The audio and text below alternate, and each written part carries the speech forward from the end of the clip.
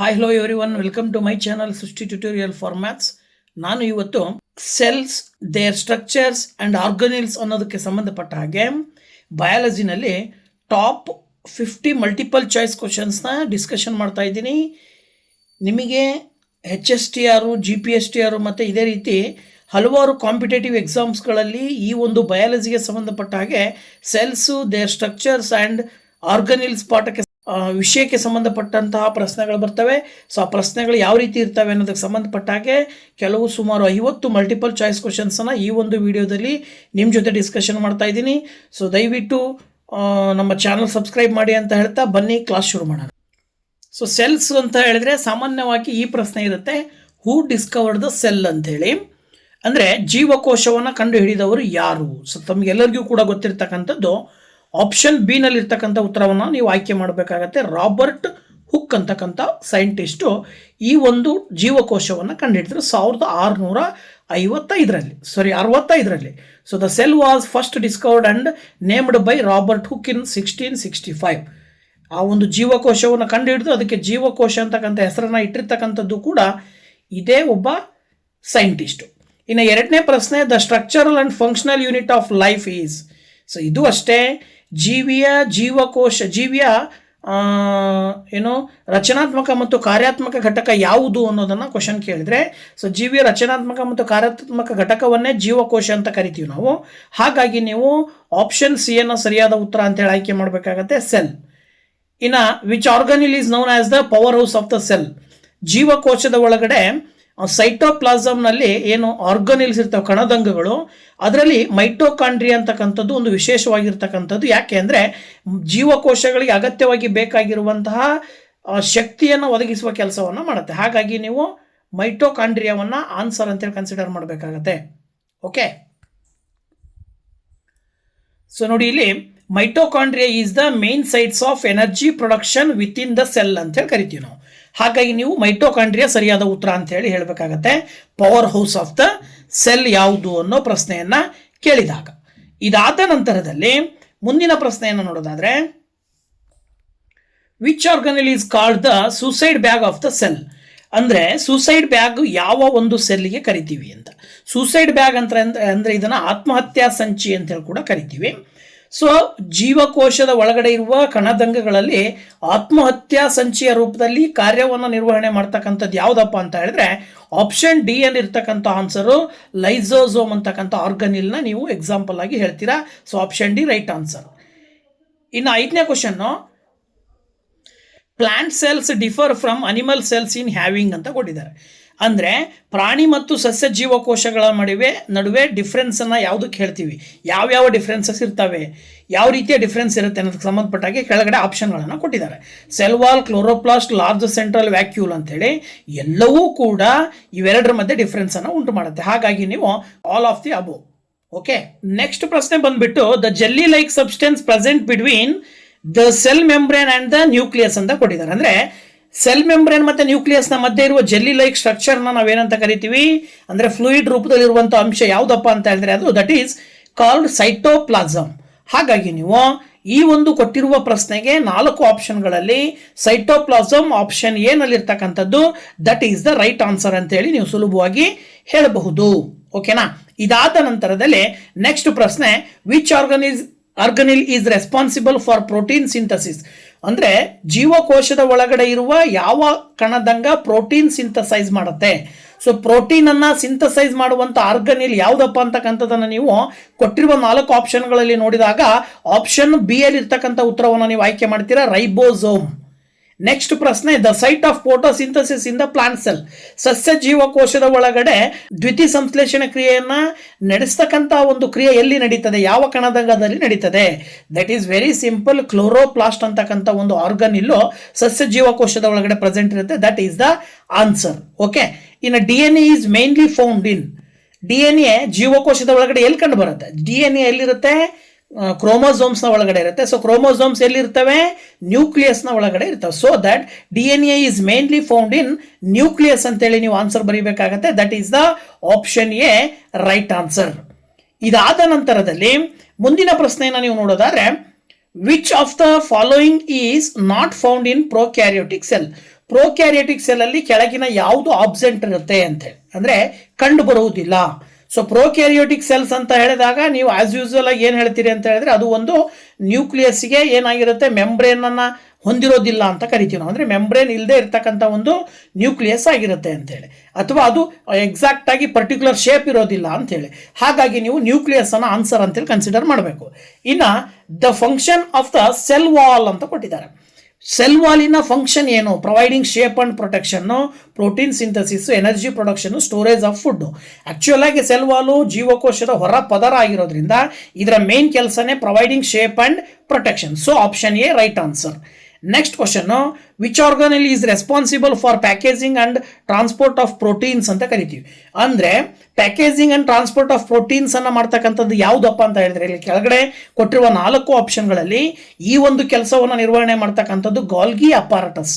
ಹಾಗಾಗಿ ನೀವು option B ಅನ್ನ ಸರಿಯಾದ ಉತ್ತರ ಅಂತೇಳಿ ಆಯ್ಕೆ ಮಾಡಬೇಕಾಗತ್ತೆ. ಓಕೆನಾ? ಹಾಗೇನೆ 13ನೇ question, which cell organelle contains digestive enzymes. Digestive enzymes ಅನ್ನ ಯಾವ ಕೋಶಗಳು ಹೊಂದಿರ್ತವೆ? ಕೆಳಗಡೆ ಇರುವ ಆರ್ಗನಿಲ್ಸ್ಗಳಲ್ಲಿ ribosome, Golgi apparatus, mitochondria, lysosome ಕೊಟ್ಟಿದ್ದಾರೆ.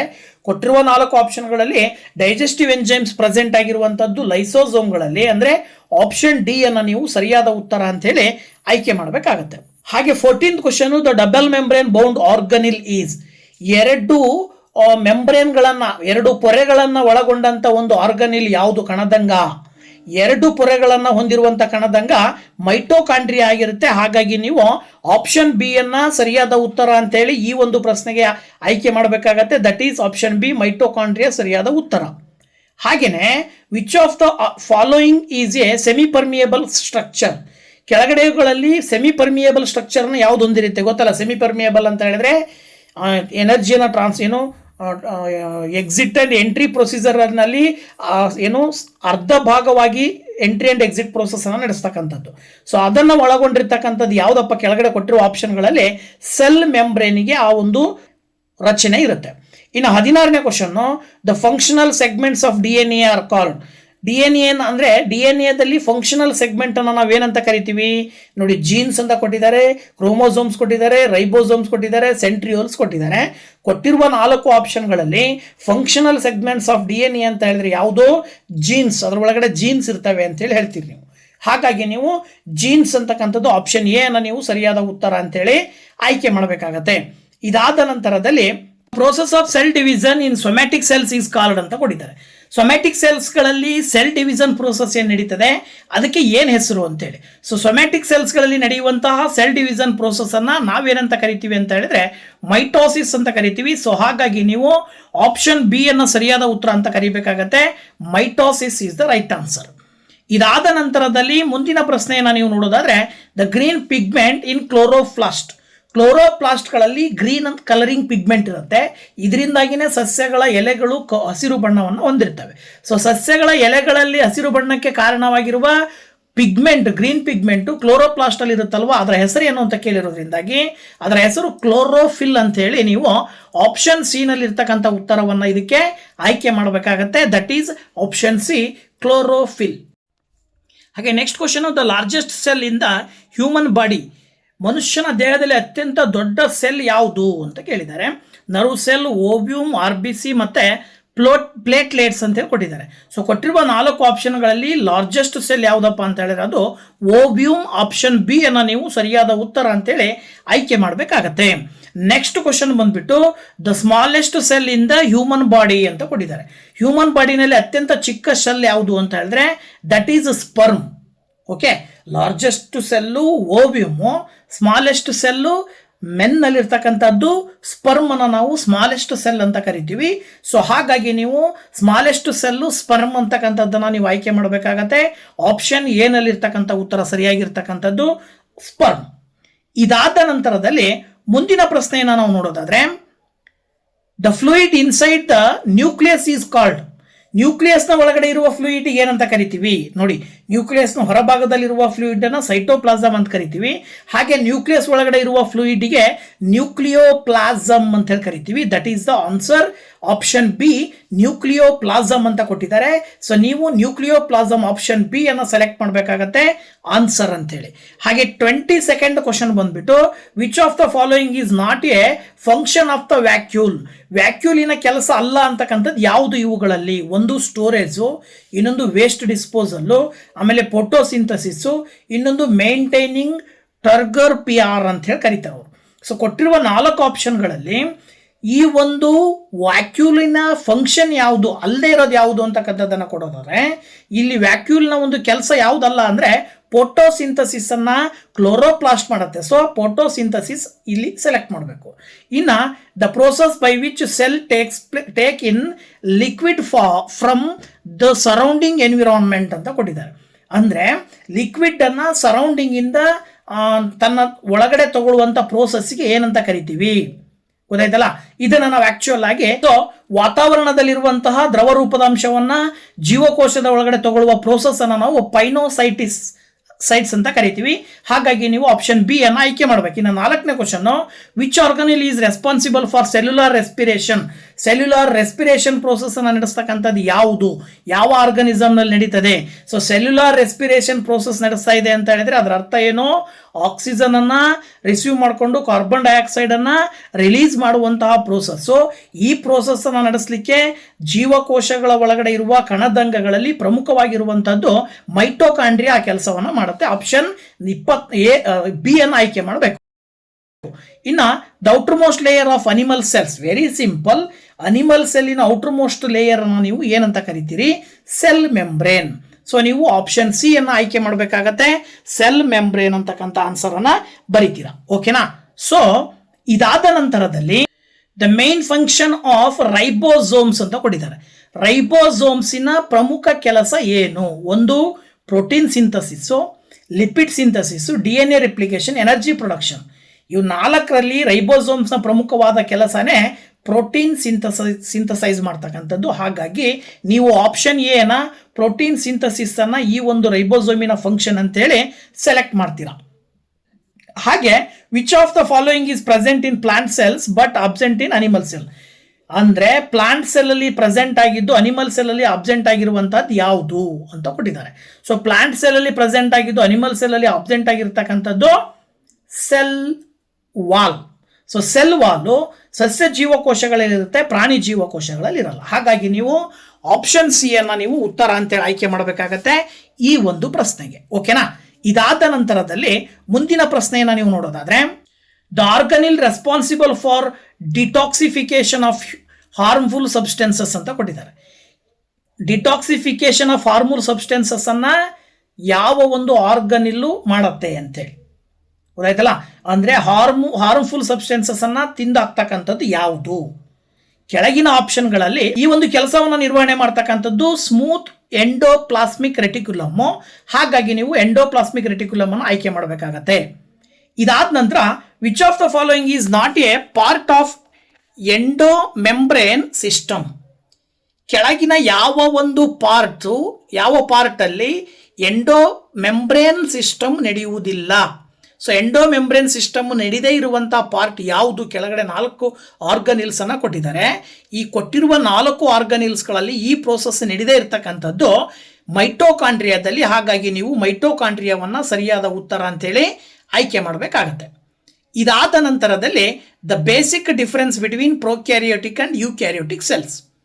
ಪ್ರೊಕ್ಯಾರಿಯೋಟಿಕ್ ಅಂಡ್ ಯೂಕ್ಯಾರಿಯೋಟಿಕ್ ಸೆಲ್ಸ್ಗೆ ಪ್ರಮುಖವಾಗಿರುವಂಥ ಡಿಫರೆನ್ಸ್ ಯಾವುದು ಅಂತ ಹೇಳಿದ್ರೆ ನೋಡಿ, ಏನೋ ಪ್ರೆಸೆನ್ಸ್ ಆಫ್ ಸೆಲ್ ವಾಲ್ ಎರಡಕ್ಕೂ ಪ್ರೆಸೆನ್ಸ್ ಇರುತ್ತೆ. Presence of nucleus very dead easy ಹೇಳ್ಬೋದು. ಪ್ರೊಕ್ಯಾರಿಯೋಟ್ ಯೂಕ್ಯಾರಿಯೋಟಿಕ್ ಸೆಲ್ಸ್ ಅನ್ನು ನಾವು ನ್ಯೂಕ್ಲಿಯಸ್ ಇದೆಯೋ ಇಲ್ವೋ ಅನ್ನೋದ್ರ ಮೇಲೇನೆ ಹೇಳ್ತಕ್ಕಂಥದ್ದು. ಹಾಗಾಗಿ ನೀವು ಪ್ರೆಸೆನ್ಸ್ ಆಫ್ ನ್ಯೂಕ್ಲಿಯಸ್ ಅನ್ನು ಸರಿಯಾದ ಉತ್ತರ ಅಂತೇಳಿ ಆಯ್ಕೆ ಮಾಡಬೇಕು. Basic difference between prokaryotic and eukaryotic ಸೆಲ್ಸ್ಗೆ. ಇನ್ನು next question, the process by which water moves across a semi permeable membrane. ಅಂದರೆ ಸೆಮಿ ಪರ್ಮಿಯಬಲ್ ಮೆಂಬ್ರೇನಿನ ಮೂಲಕ ನೀರು ಪ್ರಸಾರವಾಗುವಂಥ ಚಲಿಸುವಂಥ ಒಂದು ಪ್ರೋಸೆಸ್ಸಿಗೆ ಏನಂತ ಕರಿತೀವಿ? Very simple, water moves across a semi permeable membrane is known as osmosis. So ನೀವು ಆಪ್ಷನ್ ಬಿ ಆಸ್ಮೋಸಿಸ್ಸನ್ನು ನೀವು ಇಲ್ಲಿ ಉತ್ತರ ಅಂತೇಳಿ ಆಯ್ಕೆ ಮಾಡಬೇಕಾಗತ್ತೆ. ಓಕೆನಾ? ಇದಾದ ನಂತರದಲ್ಲಿ ಮುಂದಿನ ಒಂದು ಪ್ರಶ್ನೆಯನ್ನು ನೋಡೋದಾದ್ರೆ, which organelle is involved in the synthesis of synthesis of lipids ಅಂತ ಕೊಟ್ಟಿದ್ದಾರೆ. ಲಿಪಿಡ್ಸನ್ನು ಸಿಂಥಸೈಸ್ ಮಾಡುವಂಥ ಕೆಲಸವನ್ನು ಯಾವ ಆರ್ಗನಿಲ್ ಮಾಡುತ್ತೆ? ರಫ್ ಇ ಆರ್ ಅಂದರೆ endoplasmic reticulum, smooth E R, ಆಮೇಲೆ ಗಾಲ್ಗಿ ಅಪರಟಸ್ಸು, ರೈಬೋಸೋಮ್. ಇಲ್ಲಿ ಆ ಒಂದು ಕೆಲಸವನ್ನು ನಿರ್ವಹಣೆ ಮಾಡುವಂಥದ್ದು ಸ್ಮೂತ್ ಎಂಡೋಪ್ಲಾಸ್ಮಿಕ್ ರೆಟಿಕ್ಯುಲಮ್. ಸೊ ಅದನ್ನು ಉತ್ತರ ಅಂತೇಳಿ ಹೇಳಬೇಕು. Next, which of the following is a non membranous organelle ಅಂತ ಕೊಟ್ಟಿದ್ದಾರೆ. ಕೆಳಗಿನವುಗಳಲ್ಲಿ ಯಾವುದು ನಾನ್ ಮೆಂಬ್ರೇನಸ್ ಆರ್ಗನಿಲ್ ಅಂದರೆ ಮೆಂಬ್ರೇನನ್ನು ಹೊಂದದೇ ಇರುವ ಆರ್ಗನಿಲ್ ಯಾವುದು? Ribosome, mitochondria, lysosome, Golgi ಅಪರಟಸ್. ಕೊಟ್ಟಿರುವ 4 ಆಪ್ಷನ್ಗಳಲ್ಲಿ ನಾನ್ ಮೆಂಬ್ರೇನಸ್ ಆರ್ಗನಿಲ್ ಅನ್ನು ನೀವು ಚೂಸ್ ಮಾಡಬೇಕು ಅಂದರೆ ರೈಬೋಸೋಮನ್ನು ಆಯ್ಕೆ ಮಾಡಬೇಕು. That is right answer. ಹಾಗೆಯೇ the hereditary material in most living organisms, ಎಲ್ಲ ಲಿವಿಂಗ್ ಆರ್ಗಾನಿಸಮ್ಸಲ್ಲಿ ಹೆರಿಡಿಟರಿ ಮೆಟೀರಿಯಲ್ ಯಾವುದು? DNA, RNA, protein, lipid. We know that DNA which is present in chromosome which transfer the genes from one generation to another generation.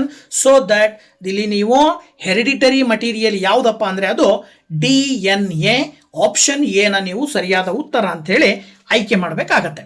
Next ಪ್ರಶ್ನೆ ಬಂದ್ಬಿಟ್ಟು, the process by which a cell engulfs a solid particle. Solid ಪಾರ್ಟಿಕಲ್ಸನ್ನು engulf ಮಾಡುವಂಥ ಪ್ರೋಸೆಸ್ಸನ್ನು ಏನಂತ ಕರಿತೀವಿ? ಪೈನೋಸೈಟೋಸಿಸ್ ಇದೆ, ಆಮೇಲೆ phagocytosis ಇದೆ, ಎಕ್ಸೋಸೈಟೋಸಿಸ್ ಇದೆ, ಡಿಫ್ಯೂಷನ್ ಇದೆ. ಇಲ್ಲಿ ಈ ಒಂದು ಪ್ರೋಸೆಸ್ ನಡೀತಕ್ಕಂಥದ್ದು ಫ್ಯಾಗೋಸೈಟೋಸಿಸ್ ಅಂತಕ್ಕಂಥ ಪ್ರೋಸೆಸ್ನ ಮೂಲಕ ಸಾಲಿಡ್ಡಿನ ಒಂದು ಎಂಗಲ್ಫ್ ಪ್ರೋಸೆಸ್ ನಡೀತದೆ. ಹಾಗಾಗಿ ನೀವು ಆಪ್ಷನ್ ಬಿ ಅನ್ನು ಆಯ್ಕೆ ಮಾಡಬೇಕು. Next question, the main function of the cell membrane is ಅಂತ ಕೊಟ್ಟಿದ್ದಾರೆ.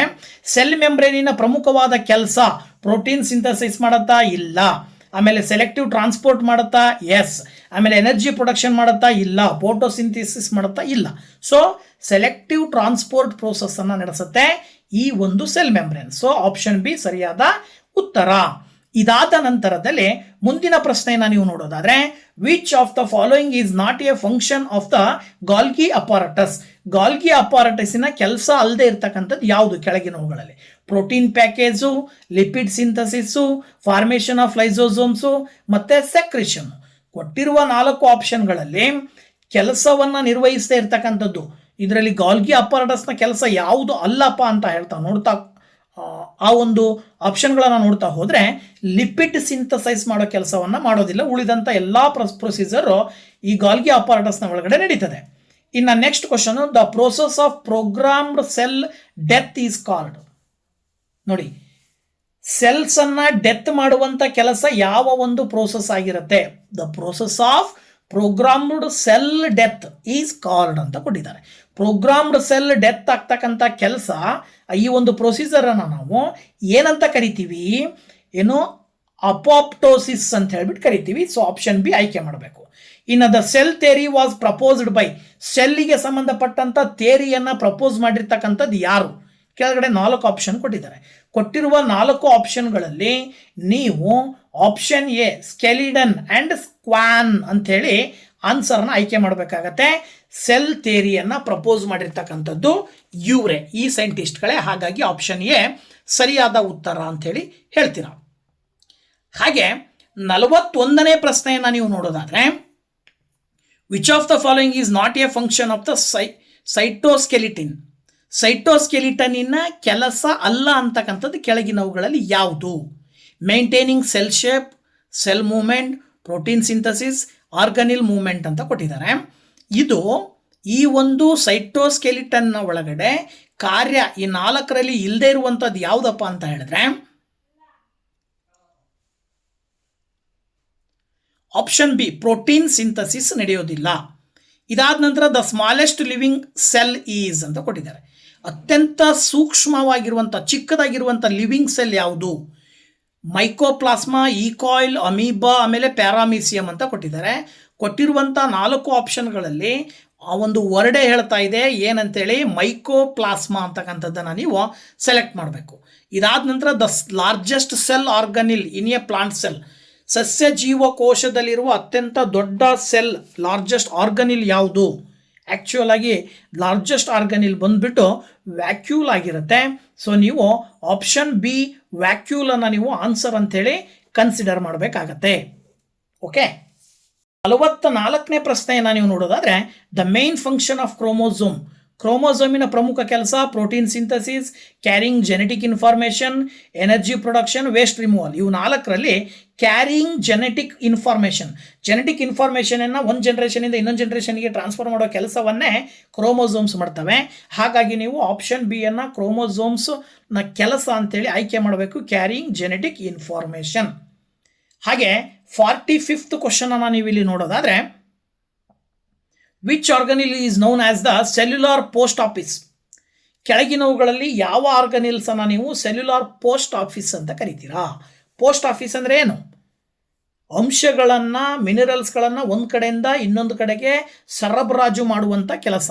ಈ ಒಂದು ಕೆಲಸವನ್ನು ಕೊಟ್ಟಿರುವ 4 ಆಪ್ಷನ್ಗಳಲ್ಲಿ ಯಾವುದು ಮಾಡುತ್ತೆ ಅಂತ ಹೇಳಿದ್ರೆ, ಸೆಲ್ಯುಲಾರ್ ಪೋಸ್ಟ್ ಆಫೀಸ್ ರೀತಿಯಲ್ಲಿ ಕಾರ್ಯನಿರ್ವಹಣೆ ಮಾಡ್ತಕ್ಕಂಥದ್ದು ಯಾವುದಪ್ಪ ಅಂತ ಹೇಳಿದ್ರೆ option B Golgi apparatus, that is the right answer. ಹಾಗೆ the process by which cells maintain internal stability ಅಂತ ಕೊಟ್ಟಿದ್ದಾರೆ.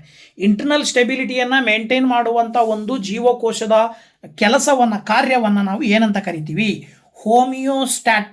ಸ್ಟ್ಯಾಸಿಸ್ ಅಂತೀವ, ಫೋಟೋಸಿಂಥಸಿಸ್ ಅಂತೀವ, ರೆಸ್ಪಿರೇಷನ್ ಅಂತೀವ, ಅಥವಾ ಮೈಟೋಸಿಸ್ ಅಂತ ಕರಿತೀವ ಅಂತ ಕೊಟ್ಟಿದ್ದಾರೆ. ಸ್ಟೆಬಿಲಿಟಿಯನ್ನು ಮೇಂಟೈನ್ ಮಾಡುವಂಥ ಕೆಲಸಕ್ಕೆ ನಾವು ಏನಂತ ಕರಿತೀವಿ? ಹೋಮಿಯೋಸ್ಟಾಸಿಸ್ ಅಂತ ಹೇಳ್ಬಿಟ್ಟು ಕರಿತೀವಿ. ಹಾಗಾಗಿ ನೀವು ಆಪ್ಷನ್ ಎನ ನೀವು ಆಯ್ಕೆ ಮಾಡಬೇಕಾಗತ್ತೆ ಈ ಒಂದು ಪ್ರಶ್ನೆಗೆ. Next the main function of the nucleolus is ಅಂತ ಕೊಟ್ಟಿದ್ದಾರೆ. ನ್ಯೂಕ್ಲಿಯೋಲಸ್ಸಿನ ಪ್ರಮುಖ ಕೆಲಸ ಏನು? ನೋಡಿ, ನ್ಯೂಕ್ಲಿಯೋಲಸ್ ಅಂತ ಹೇಳಿದ್ರೆ ನ್ಯೂಕ್ಲಿಯಸ್ನ ಒಳಗಡೆ ಇರ್ತಕ್ಕಂಥದ್ದು. ನ್ಯೂಕ್ಲಿಯಸ್ನ ಒಳಗಡೆ ನ್ಯೂಕ್ಲಿಯೋಲಸ್ನ ಕೆಲಸ ಇಲ್ಲಿ DNA ರೆಪ್ಲಿಕೇಶನ್. ಸೊ ಇಲ್ಲಿ DNA ರೆಪ್ಲಿಕೇಶನ್ ಮಾಡ್ತದೆ. ಇನ್ನು ಕೊಟ್ಟಿರುವ 3 ಕೆಳಗಡೆ ಇರೋವೆಲ್ಲವೂ ಕೂಡ ಆರ್ಗನಿಲ್ಸ್ನ ಕೆಲಸ, ನ್ಯೂಕ್ಲಿಯೋಲಸ್ನ ಕೆಲಸ DNA ರೆಪ್ಲಿಕೇಶನ್. ಇನ್ನು ನೆಕ್ಸ್ಟು 48ನೇ question which of the following is a unicellular organism? ಕೆಳಗಡೆ ಕೊಟ್ಟಿದ್ದಾರೆ. ಕೊಟ್ಟಿರುವುಗಳಲ್ಲಿ ಯೂನಿಸೆಲ್ಯುಲಾರ್ ಆರ್ಗಾನಿಸಮ್ ಯಾವುದು? Hydra, amoeba, earthworm, fish. Simple ಆಗಿ ಸುಲಭವಾಗಿ ನೀವು ಹೇಳ್ತೀರಾ ಯಾವುದು ಆನ್ಸರು? ಅಮೀಬಾ. ಆಪ್ಷನ್ ಬಿ ಅನ್ನು ನೀವು ಉತ್ತರ ಅಂಥೇಳಿ ಆಯ್ಕೆ ಮಾಡಬೇಕಾಗತ್ತೆ. ಇದಾದ ನಂತರ ಮುಂದಿನ ಪ್ರಶ್ನೆ 48ನೇ ಪ್ರಶ್ನೆಯನ್ನು ನೀವು ನೋಡ್ತಾ ಹೋಗೋದು. 49ನೇ ಕ್ವಶನನ್ನು ನೀವು ನೋಡಿದರೆ ಏನು ಹೇಳುತ್ತೆ? 49ನೇ ಪ್ರಶ್ನೆ ಅಂತ ಹೇಳಿದ್ರೆ the process of formation of A new cells is called. ಹೊಸ ಜೀವಕೋಶವನ್ನು ಫಾರ್ಮೇಷನ್ ಮಾಡುವ ಒಂದು ಪ್ರೋಸೆಸ್ಸಿಗೆ ವೆರಿ ಸಿಂಪಲ್ ಯಾವಾಗ ನಡೀತದೆ ಅಂದರೆ, ಯಾವಾಗ ಹೊಸ ಜೀವಕೋಶದ ರಚನೆ ಆಗುತ್ತೆ ಅಂದರೆ ಸೆಲ್ ಡಿವಿಷನ್ ಆದಾಗ, ಒಂದು ಜೀವಕೋಶ ವಿಭಾಗವಾಗಿ 2 ಜೀವಕೋಶವಾದಾಗ ಒಂದು ಹೊಸ ಜೀವಕೋಶದ ರಚನೆಯಾಗತ್ತೆ. ಹಾಗಾಗಿ ನೀವು ಸೆಲ್ ಡಿವಿಷನನ್ನು ಆಯ್ಕೆ ಮಾಡಬೇಕಾಗತ್ತೆ ಈ ಪ್ರಶ್ನೆಗೆ ಉತ್ತರವಾಗಿ. That is option A, cell division. ಇದಾದ ನಂತರದಲ್ಲಿ ನೆಕ್ಸ್ಟ್ ಕ್ವಶನು, ಕೊನೆಯ ಪ್ರಶ್ನೆಯನ್ನು ನೋಡೋದಾದರೆ the organelle that stores water and nutrients in plant cells. ಸಸ್ಯ ಜೀವಕೋಶಗಳಲ್ಲಿ ವಾಟರ್ ಮತ್ತು ನ್ಯೂಟ್ರಿಯೆಂಟ್ಸನ್ನು ಸ್ಟೋರ್ ಮಾಡುವ ಜಾಗ ಯಾವುದು? Very simple. ಸಸ್ಯ ಜೀವಕೋಶಗಳಲ್ಲಿ ಅತ್ಯಂತ ದೊಡ್ಡ ಆರ್ಗನಿಲ್ ಯಾವುದು? ವ್ಯಾಕ್ಯೂಲು. ಆ ವ್ಯಾಕ್ಯೂಲಿನ ಒಳಗಡೆನೆ ವಾಟರ್ ಆ್ಯಂಡ್ ನ್ಯೂಟ್ರಿಯೆಂಟ್ಸಿನ ಸ್ಟೋರೇಜ್ ಆಗಿರುತ್ತೆ.